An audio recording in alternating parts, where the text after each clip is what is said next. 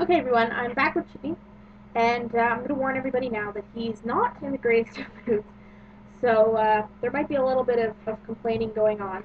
Now, another thing that I'm going to add is once you get your bird's harness on for the first time, don't try the oh, I'm just going to let the bird get used to the harness. As soon as this harness is on, go outside. It's a reward for your bird, and it learns that the harness means that it gets to go outside. So the first thing you're going to want to do is open the harness up as much as it'll go. Make sure the harness is in front of the bird. I'm just going to grab Chippy so he doesn't go too far. I know, buddy. It's been a while. So once this is around the bird's neck, you're going to want to make sure that... I know, buddy. I know, little one. As you can see, Chippy hasn't had his harness put on in a while, so he's complaining at me right now. Pull the material all the way to the other side. The other wing through. Whoopsie. All the way, buddy. Careful.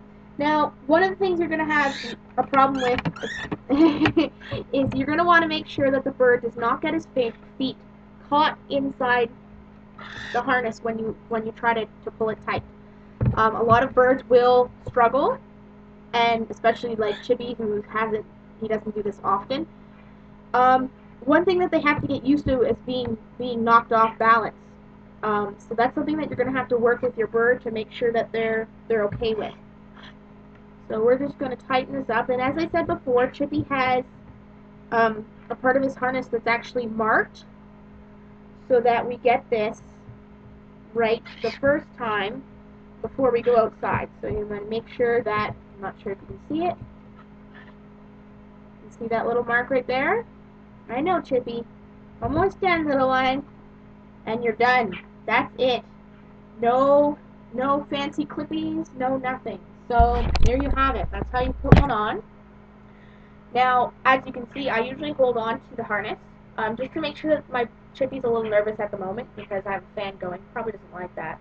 And Chippy has some eye trouble, so this is especially why I put the harness on is because, sorry buddy, he has a hard time seeing where he's going. And especially outside, like the last thing I want him to do is spook, take off, and then hit something.